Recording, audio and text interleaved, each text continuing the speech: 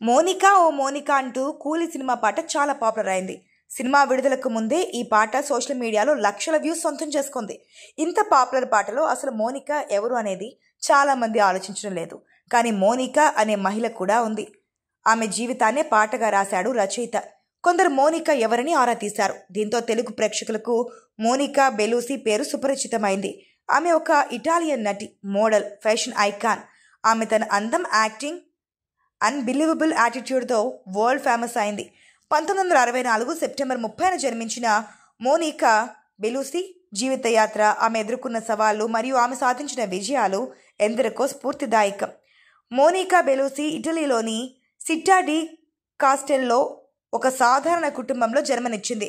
ఆమె లాయర్ కావాలని కలలు కన్నప్పటికీ ఆర్థిక ఇబ్బందుల కారణంగా 16 ఏళ్ల వయసులోనే మోడలింగ్ రంగంలోకి అడుగుపెట్టింది.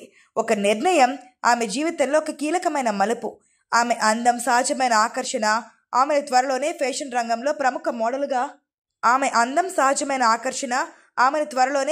రంగంలో ప్రముఖ మోడల్గా నిలిపింది. ఈ దశలో ఆమె ఎదుర్కొన్న ఆర్థిక సవాళ్లు ఆమెలోని దృఢ నిశ్చయాన్ని, ఆత్మవిశ్వాసాన్ని మరింత బలోపేతం చేశాయి.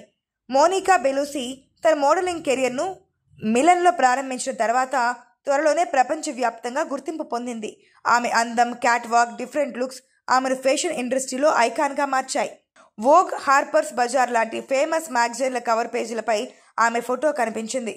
డోల్స్ అండ్ గబ్బానా, డియర్ లాంటి బ్రాండ్లతో ఆమె కొలాబరేషన్ మోనికాను ఫ్యాషన్ ప్రపంచంలో ఒక శక్తిగా నిలిపింది.